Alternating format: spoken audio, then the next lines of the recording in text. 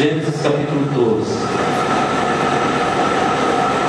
Hoje eu não estou tão nervoso como eu estava no ano passado.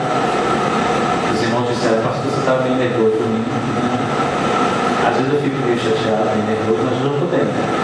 Gênesis capítulo 12 nos conta uma história muito conhecida de todos nós, talvez pouco conhecida na atualidade do que está acontecendo em Israel, mas é uma história que nos envolve hoje, que se relaciona com o nosso tempo.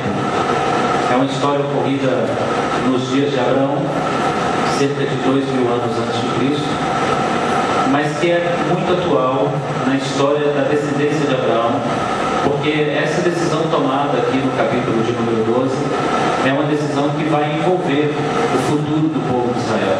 Então vamos ler Gênesis 12, versículo 1. Ora, o Senhor disse a Abraão: sai-te da tua terra, da tua parentela, da casa do teu pai, para a terra que eu te mostrarei. Farei de ti uma grande nação, abençoar-te-ei e engrandecerei o teu nome, e tu ser uma bênção. Abençoarei aos que te abençoarem, amaldiçoarei aquele que te amaldiçoar, e em ti serão benditas todas as famílias da terra. Senhor, nós colocamos tua palavra diante do Senhor. Ela pertence ao Senhor, ela envolve-se com promessas do Senhor, ela carrega, Senhor, o peso do nome do Senhor. Por isso nós esperamos que essa noite o seu nome seja honrado por meio da tua palavra. Ninguém melhor do que o Senhor para explicar a si mesmo. Ninguém melhor do que o Senhor para se explicar naquilo que o Senhor falou, naquilo que o Senhor disse. Eu peço ao Senhor que aquilo que o Senhor disse, aquilo que o Senhor falou nessas Escrituras, possam ser revelados ao nosso coração essa noite. E que nós possamos sair daqui entendendo um pouco mais dos propósitos do Senhor e possamos aplicar em nossa vida cada passo daquilo que o Senhor tem para a nossa vida. Que nós sejamos sábios e não tolos, e venhamos a considerar toda a palavra, não desprezar nenhuma parte dela, não entender, ó Deus, que alguma coisa não cabe para nós ou não serve para nós, mas que o Senhor nos dê sabedoria para aplicar em nossa vida cada um desses versos. E aquilo que o Senhor disse, que a palavra viva e eficaz é o verbo vivo de Deus que se aplica a cada dia, que se renova a cada manhã, possa estar renovando nossas próprias vidas em Ti mesmo, e que possamos ser, ó Deus, segundo a Tua palavra, bem-aventurados, em nome de Jesus. Amém. Eu quero ler com você de novo. Ora, o Senhor disse a Abraão. Quem disse, irmãos? O Senhor disse. Versículo de número 2. Eu farei de ti. Eu aqui, quem é, irmãos? O Senhor. Versículo 3. Abençoarei. E o eu que abençoarei aqui, quem é, irmãos? O Senhor. Vamos ler um outro capítulo que refere-se a um tempo de 10 anos depois desse fato. Gênesis 16, versículo de número 1. É um acontecimento ocorrido 10 anos após o capítulo 12 que nós acabamos de ler. Ora, Sarai, mulher de Abrão, não lhe dava filhos. Tinha ela uma serva egípcia que se chamava Agar. Disse Sarai a Abrão: eis que o Senhor me tem impedido de ter filhos. O Senhor tem o quê, irmão? Impedido. Deus às vezes faz isso. Deus às vezes bloqueia as nossas ações. Toma, pois, a minha serva, porventura terei filhos por meio dela. E ouviu Abraão a Sarai. A quem que Abraão ouviu, irmãos? Assim Sarai, mulher de Abraão, tomou a Agar, a egípcia, sua serva, e deu por mulher a Abraão, seu marido, depois de Abraão ter habitado 10 anos na terra de Canaã. Amém. Capítulo 12 de Gênesis é um capítulo onde o Senhor lança sobre Abraão todas as suas promessas. E uma das promessas é: abençoarei você, multiplicarei sua descendência, te darei um filho, serei com você, andarei com você, guardarei você, e você será um homem abençoado com uma descendência abençoada. Passam 10 anos e a promessa de Deus não se cumpre. A palavra de Sarai é uma palavra interessante porque ela tem uma percepção espiritual boa. E ela diz: Deus me tem impedido de ter um filho até agora. E é verdade. Deus colocou a mão sobre ela e disse: você não vai ter um filho agora. E aí ela toma uma decisão. Ela pega a sua serva, que naquele tempo era sua escrava, e diz: meu marido tenha um filho com ela. E nós conhecemos um pouco da história. Nós sabemos que o filho de Agar, Ismael, vai se transformar no pai dos árabes. E toda a descendência árabe que cerca Israel hoje é fruto de Ismael. Os muçulmanos, os islamitas, os islâmicos, hoje defendem a ideia de que a promessa de Deus por Abraão veio na realidade por Ismael e não por Israel. E há uma guerra sendo travada hoje há muitos anos, entre árabes e israelenses, devido a uma decisão tomada fora do tempo. E aí eu começo a perceber como as nossas decisões podem comprometer as nossas vidas. E como decisões de desobedecer o espere de Deus pode mexer nas nossas vidas profundamente. O texto que nós lemos, onde Sara diz: Deus me impediu, é como se Sara estivesse dizendo: Deus me disse espera. Deus colocou a mão sobre mim e diz: não agora, não dessa vez, não por enquanto. E aí nós vemos que a decisão de romper com o espere de Deus causou um mal muito grande. E como é importante saber tomar decisões, principalmente tomando decisões a partir da palavra lançada de Deus. Sara tomou uma decisão extremamente importante que comprometeu toda a história do seu povo. E aí eu percebo uma coisa que eu gostaria de dizer para todos nós. Há coisas que nós temos a ideia de resolver agora e podemos resolver agora com as nossas atitudes, que geralmente deixam marcas profundas na nossa história. Há coisas que podemos resolver porque temos habilidade para resolver, temos capacidade para resolver, temos força para resolver, temos às vezes até a solução para resolver. Mas que por serem tomadas essas decisões fora do momento, elas são extremamente danosas para nós. A história de Ismael, que nasce de uma precipitação de Sara e que traz um problema histórico para Israel, representa aquilo que nasce para satisfazer a nossa ansiedade. Ismael é o filho da ansiedade, é o filho do desespero, é o filho do vamos resolver. Ismael é o filho de não consigo esperar mais, vou dar o meu jeito. Ismael representa as coisas que nós resolvemos agora, do nosso jeito, mas que acabam voltando para nós de alguma maneira. Nós conhecemos a história de Ismael e sabemos que quando ele se tornou jovem, o seu irmão havia nascido, porque a promessa de Deus cumpriu-se, o tempo do espera acabou, o menino prometido nasceu, e aí começa um conflito entre o filho precipitado, o filho que é vou resolver agora, o filho do não vou esperar o espere de Deus, começa a entrar em um conflito direto com o filho da promessa. E aí nós sabemos que Sara tomou a decisão de colocar o menino para fora, despedir o menino, e isso às vezes acontece nas nossas vidas, porque tudo aquilo que fazemos precipitadamente, uma hora, mais cedo ou mais tarde, vamos sentir necessidade de desfazer. Tudo aquilo que promovemos fora do tempo, mais cedo ou mais tarde, nós vamos entender que está ocupando espaço demais e nós vamos ter que lançar fora. Só que nesse plano de Sara não tinha Abrão. Não sei se Abrão foi frágil, se ele foi frouxo, se ele foi menos homem que deveria ser, mas o fato é que ele cedeu aos pedidos de sua mulher amada e teve um filho. E quando Sara resolve não ter mais aquele filho bastardo, o filho não é bastardo para Abrão, o filho não é não importante, desimportante para Abrão, e Abraão não vê da mesma forma. E aí eu percebo uma outra situação.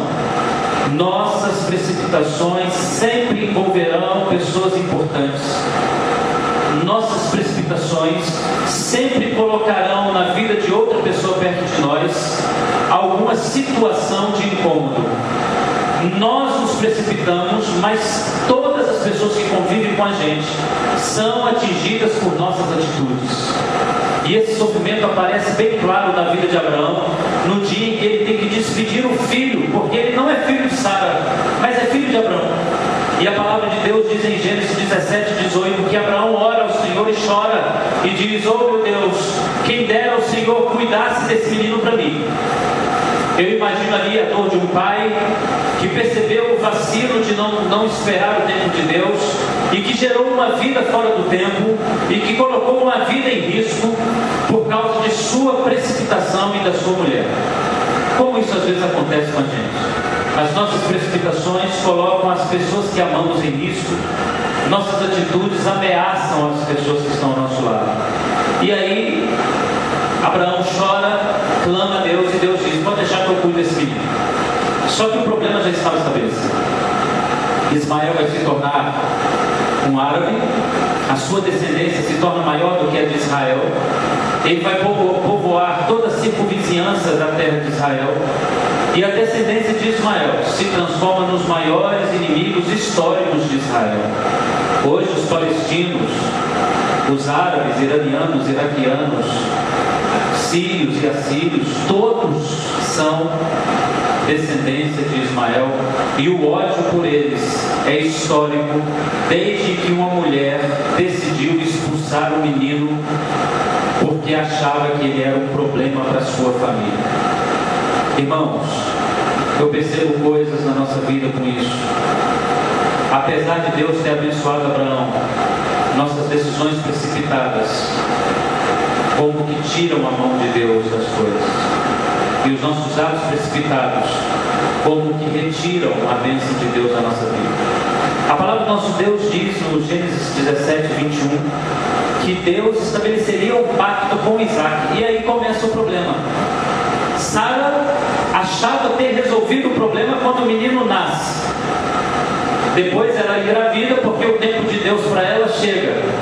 Aí ela acha um outro jeito de resolver o problema que ela criou, e acha que resolveu o problema mandando o menino embora. E aí nasce um problema que persegue Israel até hoje. Irmãos, precipitações podem parecer resolver problemas agora, mas serão marcas profundas para o futuro. Precipitações podem parecer solucionar questões hoje, e saber resolver um problema fora da direção de Deus pode parecer a melhor coisa agora, mas certamente deixa um estrago que o futuro vai mostrar para a gente. Eu quero ler com você o Salmo 83, que mostra o problema do conflito estabelecido, e que Israel nunca, desde aquele momento, deixou de viver esse conflito. E ele nunca deixará de viver esse conflito até a volta do Messias. A palavra do nosso Deus diz que o último ato da guerra desses irmãos será a guerra do Armagedon. O conflito estabelecido entre árabes e judeus, que vai aniquilar 2/3 da população de Israel nos últimos dias. Essa briga só termina com Jesus voltando e trazendo paz entre as nações. Olha o que diz o Salmo 83. Ó Deus, não guarde silêncios, não te cales, nem fique impassivo, Deus. Pois eis que os teus inimigos se alvoroçam, os que te odeiam levantam cabeça, astutamente formam conselho contra o teu povo, conspiram contra os teus protegidos. Dizem eles: vinde, apeguemo-nos, para que não sejam nação, nem seja lembrado mais o nome de Israel. Pois a uma se concluíram, aliaram-se contra ti as tendas de Edom, os ismaelitas, moabitas e hagarenos, Gebal, Amon, Amaleque, Filístia com os habitantes de Tiro. A Síria se ligou a eles, eles são o braço forte dos filhos de Ló. Olha o que a palavra de Deus nos diz. Todos os ismaelitas tramam o fim do seu povo, e esse é o objetivo dele. Eu não preciso falar com você tudo o que está acontecendo nesses últimos 4.000 anos, desde que Abraão resolveu ouvir Sara e não ouvir Deus. E tudo começou com uma decisão precipitada. É difícil a gente falar de decisões precipitadas e de não saber aguardar o espere de Deus. Porque não é fácil aguardar o espere de Deus. Como Sara disse, Deus colocou a mão no meu ventre e me tem impedido. Às vezes Deus nos impede mesmo. Às vezes Ele coloca a mão e nos segura com mão forte, e a gente não anda nem para a direita nem para a esquerda. E é difícil a gente entender que esse é um tempo que eu devo esperar. A palavra do nosso Deus diz que Deus falou com Abraão da promessa quando ele tinha 75. E voltou a falar com ele aos 99. Foram 24 anos sem Deus falar nada a Abraão. O silêncio de Deus incomoda a gente.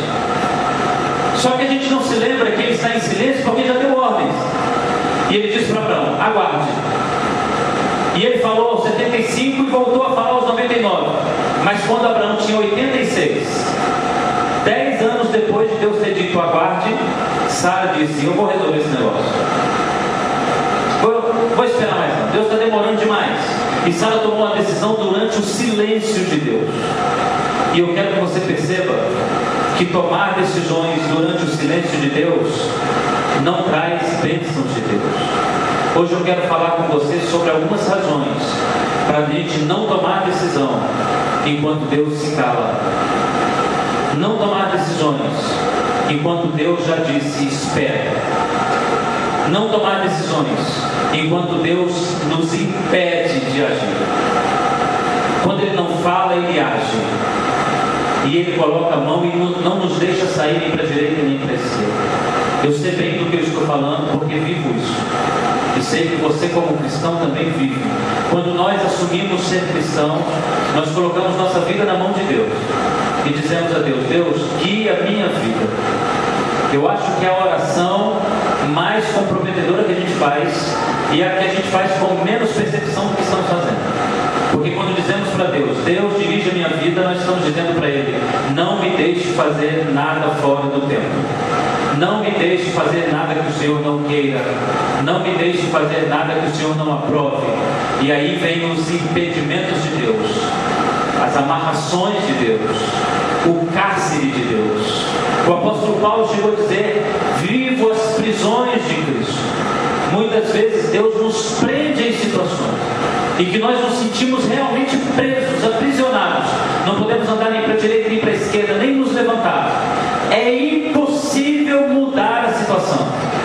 E nessa hora a gente precisa saber que Deus está dizendo: espere, aguarde. E eu quero que você veja como as nossas decisões podem comprometer a nossa vida. Antes eu quero que você perceba que há certas decisões que são mais difíceis de se tomar do que outras decisões. Há decisões e decisões. Há decisões que não são tão comprometedoras. Eu posso comprar um carro sem orar a Deus. Eu quero um carro, o cara quer me vender o carro, eu compro. Isso é fácil. Eu posso trocar de imóveis na minha casa sem orar a Deus. Eu posso ampliar a minha casa sem orar a Deus. Mas isso é diferente de entrar num casamento sem orar a Deus. Isso é diferente de ter um filho sem orar a Deus. Isso é diferente de entrar no ministério sem orar a Deus, sair do ministério sem orar a Deus, entrar numa igreja sem orar a Deus e sair de uma igreja sem orar a Deus. Isso é diferente. Isso é diferente de comprometer, de tomar uma atitude que compromete minha vida, que compromete meu futuro. Há certas coisas que envolvem demais pessoas e tempo, e eu não posso decidir sem que Deus me diga como, quando, por quê. E eu vejo pelo menos 3 razões para que eu e você não tomemos atitudes quando Deus diz espere.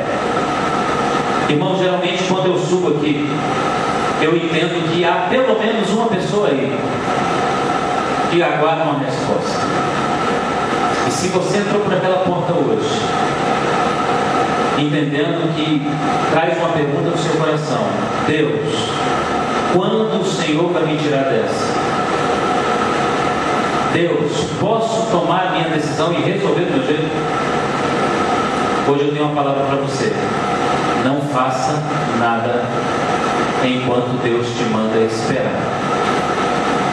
E eu quero te dar 3 razões para que você não tome atitudes sem que Deus diga agora. Amém? É como se a vida da gente fosse aquela corrida e tivesse todos os carros emparelhados e todos aguardassem o som da largada, o sinal verde. Não largue antes desse sinal verde. E eu quero te apresentar razões para que isso seja dessa maneira. A primeira razão para esperar a direção de Deus é que aquilo que faço hoje compromete amanhã. E isso é muito importante. A nossa história é uma sequência de atos, de ações e reações. A nossa vida é feita de atitudes que promovem reações. O que eu faço agora reage amanhã. O que eu promovo hoje responde amanhã. O que eu desenho no tempo chamado hoje determina o tempo chamado futuro. E se eu me precipito hoje, eu altero o futuro. Há um filme que todos nós já vimos, De Volta para o Futuro. E ali conta uma história muito interessante de um jovem que volta, que vai para o passado, e ele mexe no seu passado e altera o seu futuro. E a história da nossa vida poderia ser vista dessa maneira. Qualquer atitude hoje compromete o amanhã, e o amanhã está intimamente ligado ao agora. Por isso, tomar decisões fora do já de Deus pode comprometer o seu futuro de maneira tão dramática, tão drástica, que é melhor que você espere o já de Deus. Hoje, a gente olha para a nossa vida passada e a gente sabe explicar muita coisa. Porque quando chegar o tempo, você vai ver que Deus agiu na hora certa. E se eu tomo decisões em direção de Deus fora do tempo de Deus, é melhor eu imaginar e pensar agora que essa não é uma boa atitude. E eu gostaria de mostrar para vocês algumas situações na Bíblia onde a atitude do tempo era extremamente importante para Deus e para Jesus Cristo. A primeira situação que eu quero lembrar a você é na festa de Caná da Galileia. Jesus ainda não havia iniciado o seu ministério, ainda não havia começado a se demonstrar, a anunciar-se Messias, quando ele vai a uma festa. E ele chega nessa festa e acaba o vinho da festa. E aquilo para a cultura de Israel é muito importante. Quanto mais vinho, mais alegria no casamento. Então, o casamento tinha que durar uma festa de 21 dias. Eu não sei quanto tempo havia aquela festa, mas Jesus chegou naquela festa exatamente no momento em que acabou tudo. A mãe de Jesus, Maria, chega para Jesus e diz: meu filho, eu te conheço desde pequenininho, você é poderoso, o Papai do Céu colocou você dentro da minha barriga, eu sei que você levanta a mão, cai raio, um estranho acontece, intervém nesse daí. E aí em João capítulo 2, verso 4, Jesus dá uma palavra que para mim é fundamental. Ele diz: não é chegada a hora. E isso para mim é muito forte, porque Jesus está dizendo: não antecipe as coisas, tudo tem tempo, é cronometrado. Eu não posso fazer agora o que posso fazer daqui a pouco. Tudo tem o tempo esperado de Deus, não é a hora. Jesus parece mal educado ao responder a sua mãe assim, mas na realidade ele está dando uma lição para nós. Tudo tem seu tempo. Eu posso fazer milagres e proezas aqui agora e transformar esse casamento na festa mais badalada da história do universo. Mas não é a hora. Posso, mas não devo. Posso, mas não vou fazer, porque não é chegado o momento. Há uma outra situação onde Jesus fala de tempo, que é quando Lázaro morre. E diz a palavra de Deus que os amigos de Lázaro foram até Jesus e disseram: Jesus, o teu amigão do peito, cara, gente boa, está lá, passando mal. Jesus diz: tá bom, vou lá. Mas ele espera Lázaro morrer e vai depois de 4 dias da morte de Lázaro. E quando ele chega lá em João capítulo 11, verso 4, ele diz às Marias: eu vim agora porque agora é para a glória de Deus. E aí nós encontramos outra coisa interessante: Jesus obedecendo o calendário. Eu podia ter vindo ontem, mas ontem não ia glorificar. Eu podia ter vindo quando ele estava doente, mas quando ele estava doente não ia glorificar. Eu vim agora porque agora é tempo de meu Pai ser exaltado. Esse é o tempo, esse é o momento. Jesus age dentro de um cronômetro de Deus, de um relógio divino, e ele não anda fora do tempo. Em Jerusalém, durante a Páscoa, Jesus anuncia aos seus discípulos a sua morte.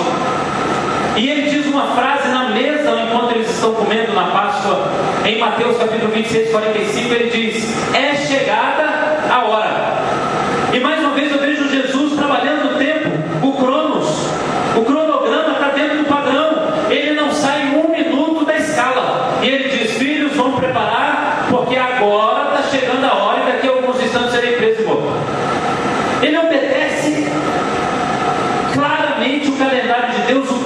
Deus. Meu amado, entenda uma coisa: agir sem esperar o tempo de Deus é alterar o futuro, é mexer no amanhã, é estragar o amanhã. A Bíblia em Tiago nos diz que Deus não demora, e ele chega a dizer: não diga que Deus está atrasado, porque Deus faz a coisa no seu tempo. O seu tempo é um, o de Deus é outro. O seu tempo é agora, o de Deus é amanhã, e Deus não vai comprometer os tempos. E eu gostaria que você entendesse, filhão: Deus não vai fazer nada fora da hora. Jesus obedeceu horas e momentos. Ele ficou 2 anos pregando em torno da Galileia, e no último ano ele disse: agora devemos descer para Jerusalém. Tudo tem um cronograma, tudo tem um tempo, e ele fez dentro do tempo, porque ele queria que o futuro desse certo. Mexer hoje naquilo que você quer decidir, quando Deus está dizendo espera, é alterar o tempo. E foi isso que Sarai fez. Ela disse: resolva agora. E ela comprometeu todo o futuro. E a história do seu povo foi alterada por causa da sua decisão precipitada de agora. Então guarde comigo essa mensagem: decidir fora do tempo de Deus é perigoso, porque altera o meu futuro. Segunda razão para você esperar em Deus: eu não conheço o futuro, e a minha decisão de hoje pode gerar uma catástrofe. E aí vem o segundo ponto: compromete meu futuro, e o meu futuro distante. E isso pode comprometer pessoas em momentos que eu não estou presente, e pode gerar uma situação tão drástica que eu não saberia resolver. Meu irmão, nenhum de nós sabe as razões de Deus para esperar. Nenhum de nós sabe por que Deus está segurando você. Sara não sabia porque Deus tinha impedido ela de ter filho, mas Deus sabia. Sara não sabia por que se passaram 10 anos, Deus não havia feito nada, mas o cronograma de Deus era 25 anos, nasce Isaac. Ele sabia por que as nossas ações pautadas em nossas ideias podem gerar danos terríveis. Nossas ideias às vezes são boas, mas nós não conhecemos o futuro, e eles podem comprometer de tal forma a vida da gente que a gente não tem ideia. É o caso de Judas Iscariotes. A palavra do nosso Deus diz que Judas teve uma brilhante ideia para o futuro. Ele andou com Jesus 3 anos, viu Jesus fazendo milagres que nunca houve na terra de Israel, e ele disse: eu tenho que promover esse cara. Vou promover esse cara. Ele é tímido, tá? Vou jogar ele para cima, vou entregar ele. Vem um soldado, ele estende a mão, dá um Highlander, um raio sai da mão dele, mata o soldado, todo mundo vê que ele é Cristo, se ajoelha, se prostra, pronto, salvei Israel. Não foi isso que aconteceu. E a sua precipitação entrega Cristo. Cristo dentro do seu tempo se entrega, e o sentimento de Judas foi tão terrível dentro dele por ter se precipitado, que ele se mata. Nós não sabemos nada do futuro. O tempo que conhecemos é o hoje, o que nos lembramos é o ontem, e amanhã nós não sabemos nada, porque ele pertence a Deus. Muitos judeus ao longo da história geraram esperanças em Messias, escolheram Messias para si e fracassaram todos os Messias. Mas a Bíblia, ao falar de Jesus, há um texto em Gálatas 4 que eu quero que você abra, o versículo 4, que fala de Jesus o Messias, e que eu acho fantástico dentro do assunto que a gente está falando hoje. Os judeus sempre trabalharam um ou outro Messias, e muitos apareceram ao longo da história e fracassaram dentro do projeto de Messias. Jesus deu certo, e ele é lembrado até hoje, e 3 bilhões de indivíduos vivos servem a Jesus hoje na terra. Foi um projeto que deu certo.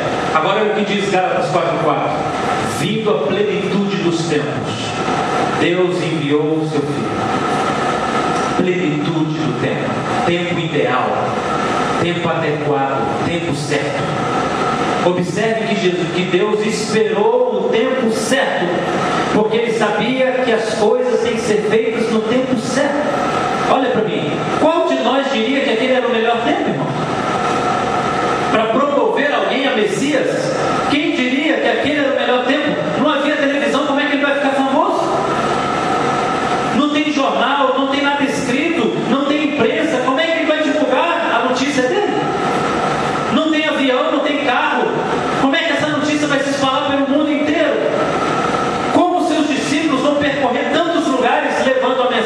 Cristo.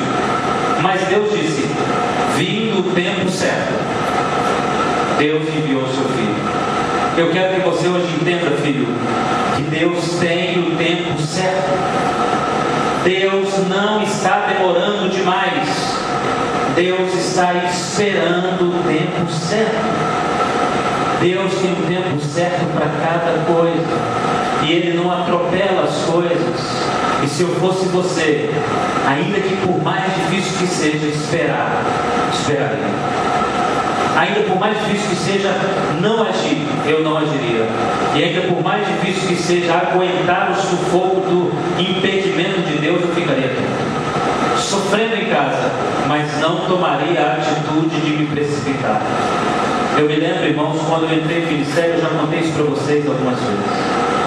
E eu me lembro que eu era muito novo, queria ganhar o mundo inteiro para Jesus. Eu achava que eu ia ser um herói de missões mundiais.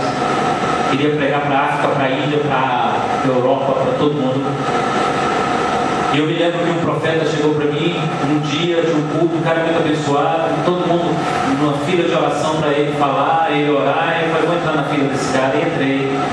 E ele orou por mim, e eu perguntei para ele: Deus falou você alguma coisa? E eu estava naquela esperança de Deus falar assim: meu servo, é hoje, prepara a tua mala, junta tuas coisas, que eu vou botar você no avião, você vai subir. Aí ele disse: não, Deus não falou nada não. E como assim Deus não falou nada?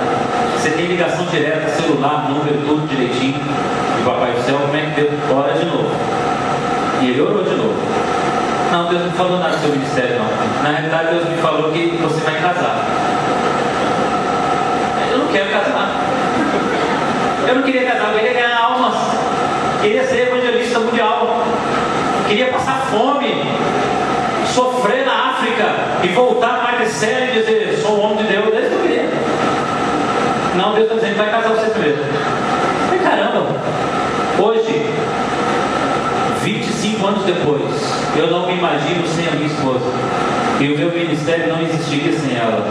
E hoje eu digo para você: Deus sabe as coisas e os tempos.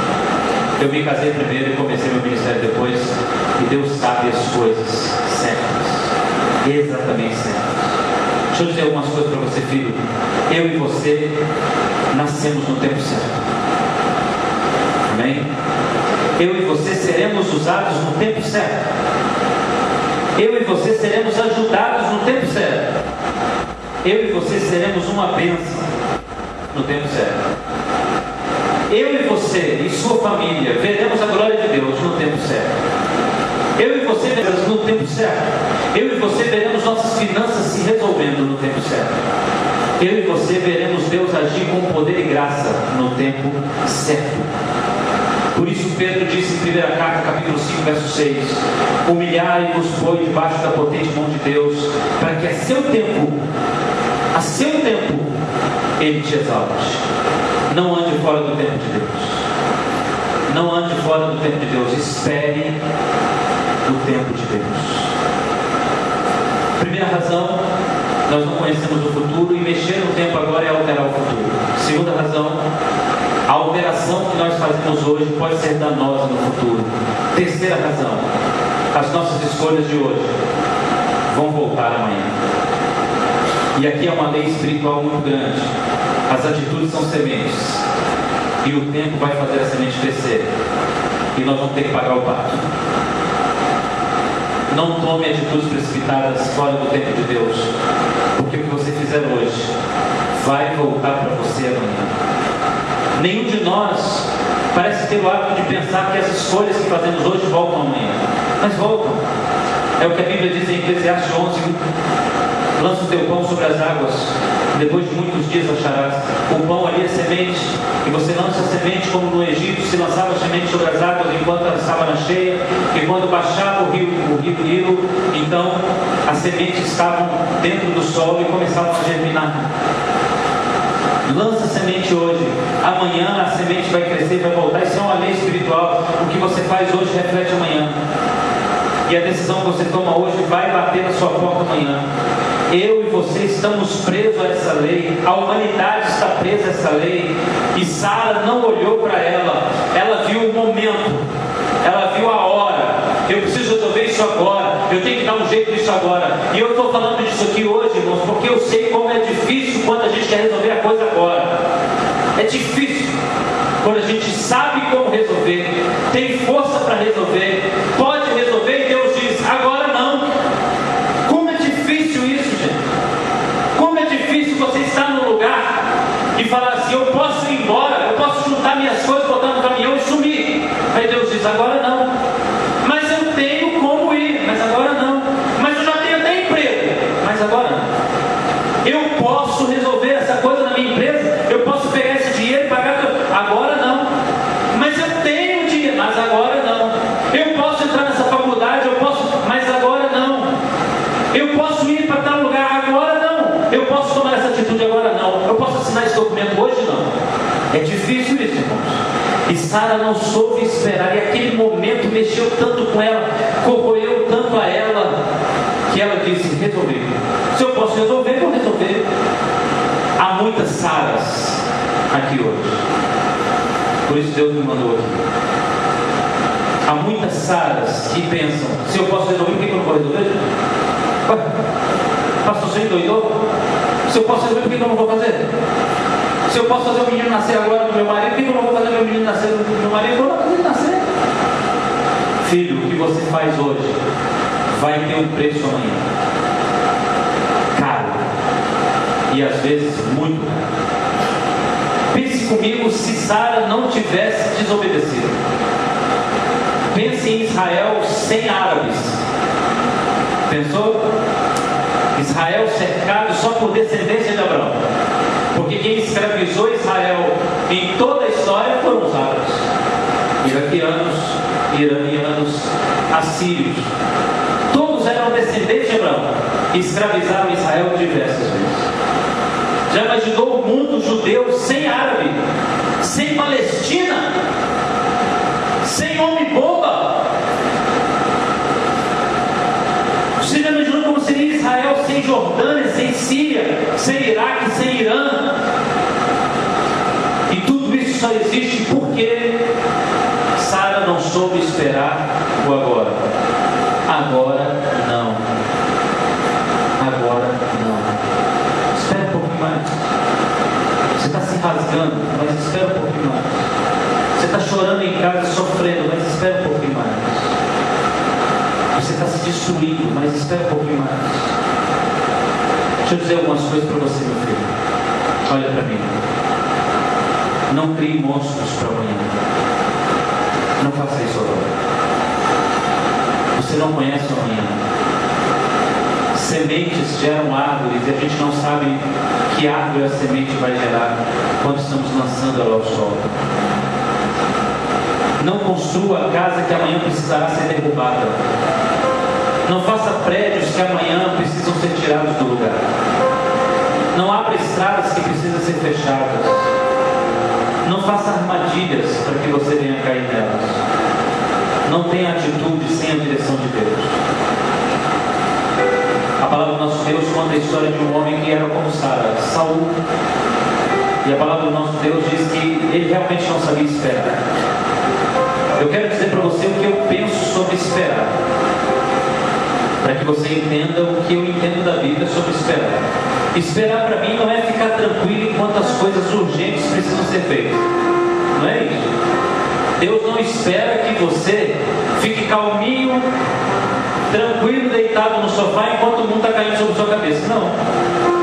Enquanto a urgência das coisas acontece. Não. Esperar para mim não é ser um guru da paciência espiritual e fazer meditação transcendental em casa, sentar no sofá de pernas cruzadas e dizer Deus vai resolver como se tudo tivesse resolvido. Isso para mim não é esperar. Esperar para mim é decidir não deixar a ansiedade, não deixar a necessidade e nem a urgência me forçarem a tomar uma decisão. Esperar para mim é entender que as pressões não podem ser mais fortes do que minha fé. Esperar para mim é decidir conscientemente, racionalmente, não agir enquanto Deus não disser vai. Por mais difícil que seja, por mais complicado que seja esperar, aguardar. Saul não sabia fazer assim, e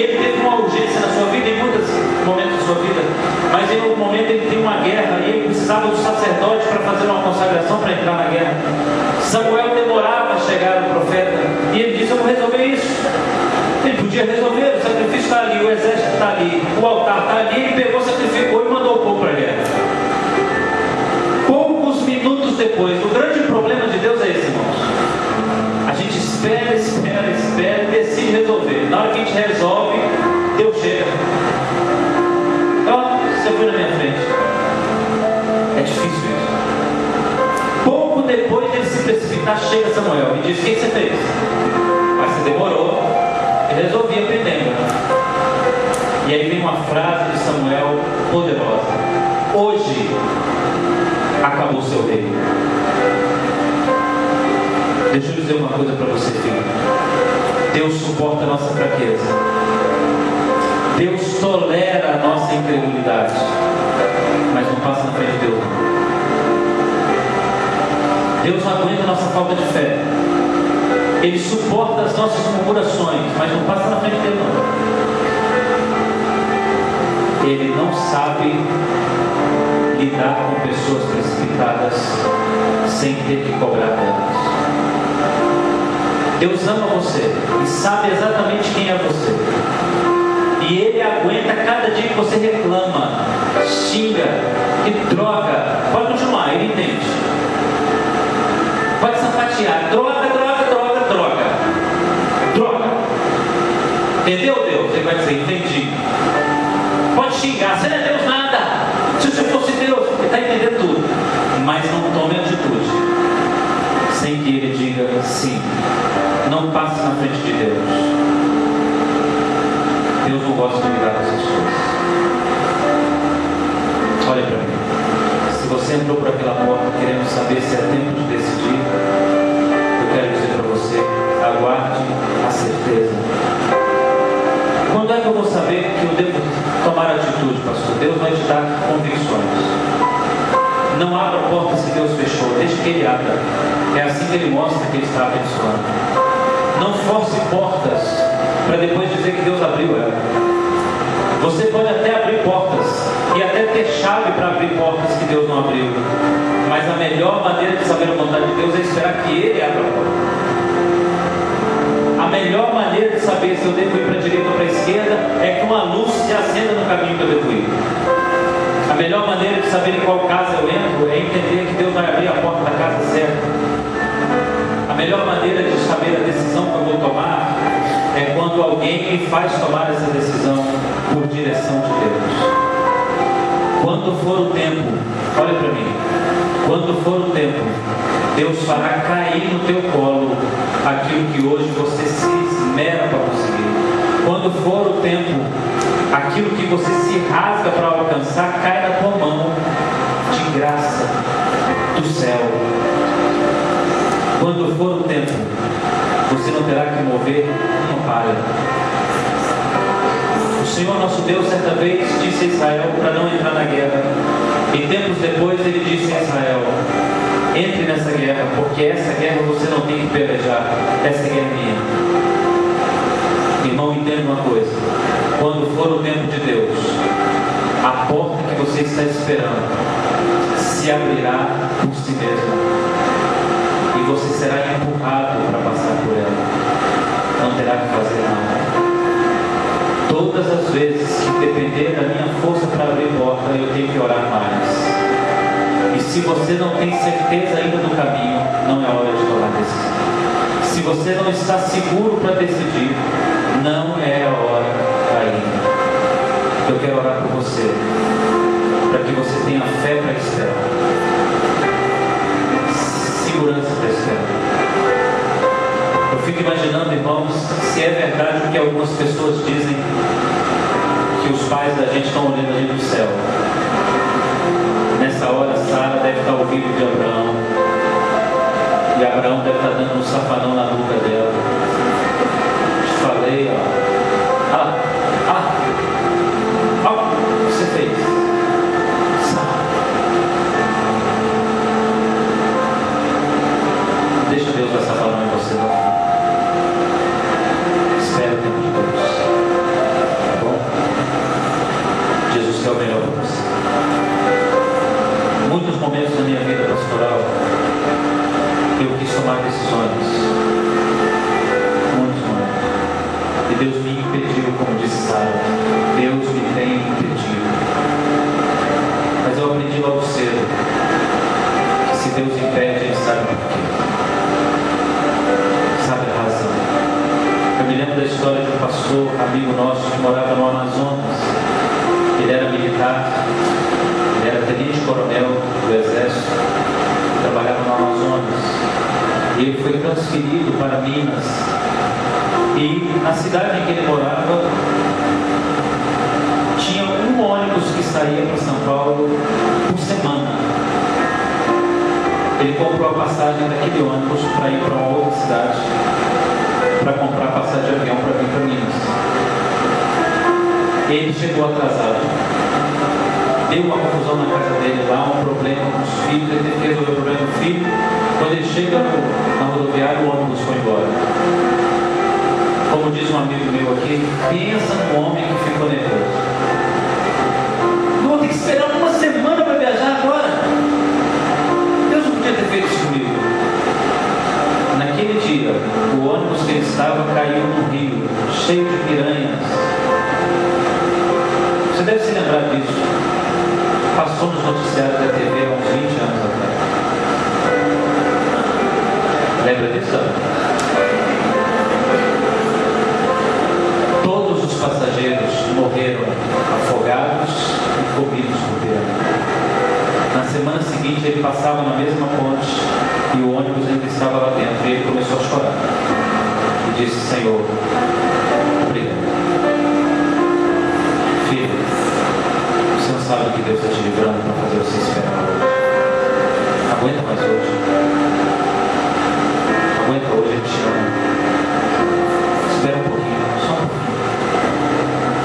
Vamos ficar de olho. Há uma palavra de Jesus que é muito interessante. Jesus diz assim: o que eu faço agora, você não pode entender. Eu tenho certeza que daqui a alguns anos você vai olhar para o hoje, 2016, março de 2016, vai olhar para o agora e vai dizer: ah, foi por isso que Deus fez aquilo. É sempre assim. Hoje eu olho para o meu passado e tenho explicação para tudo. A nossa vida é um filme que a gente não viu, só Deus viu. E o Deus que viu o filme sabe por quê. Ele faz a gente esperar. Espere um pouquinho mais. Só hoje Deus sabe o que está fazendo. Curva sua cabeça. Feche os olhos. Eu quero contar para o Senhor aqui.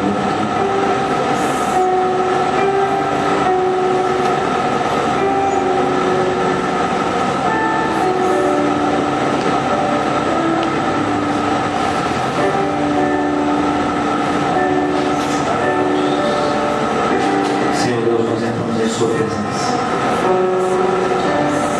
Aprove ao Senhor no dia de hoje falar com a gente sobre essa coisa de Sara e Abrão e do prejuízo futuro causado por uma atitude precipitada. Nós não conhecemos o futuro, meu Deus. Nós não sabemos o que nossas decisões hoje provocarão amanhã. Mas o Senhor sabe. O tempo está nas suas mãos, Pai. Eu glorifico ao Senhor porque o Senhor toma decisões sábias. Eu quero orar por este irmão que sofre, como eu também sofro, quando temos ansiedade para resolver e decidir, e o Senhor diz: espere um pouco mais. Que o Senhor dê a ele condições de esperar, capacidade para esperar, força para esperar. Eu sei que em muitos momentos nós vamos reclamar, nós vamos, ó Deus, nos estressar, falar coisas indevidas ao Senhor, mas tenha misericórdia de nós. Não deixe a gente fazer as coisas fora do tempo, porque eu sei o quanto danoso pode ser tomar uma decisão hoje, compromete o meu amanhã.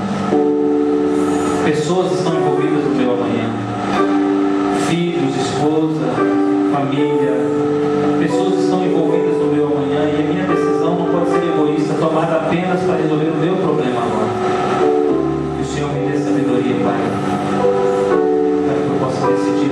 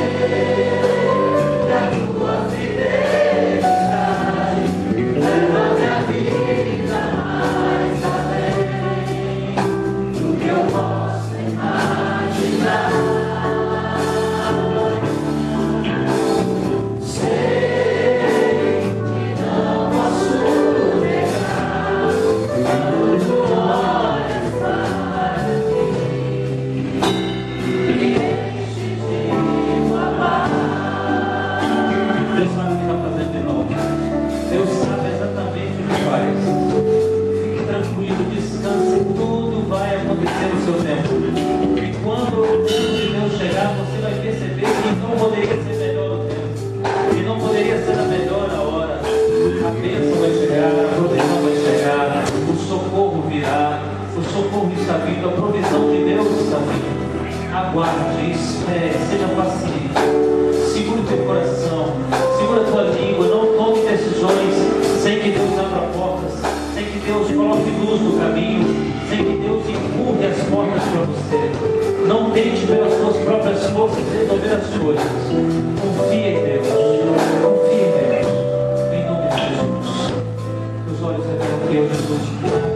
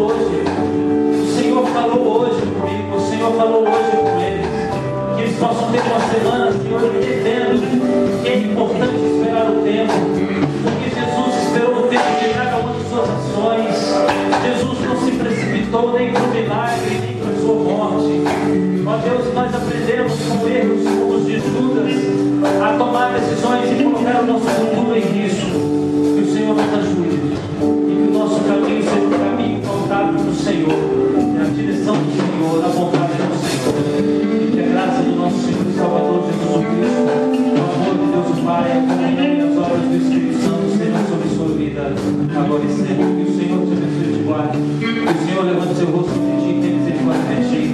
Que o Senhor sobre ti levante o seu rosto e te dê paz.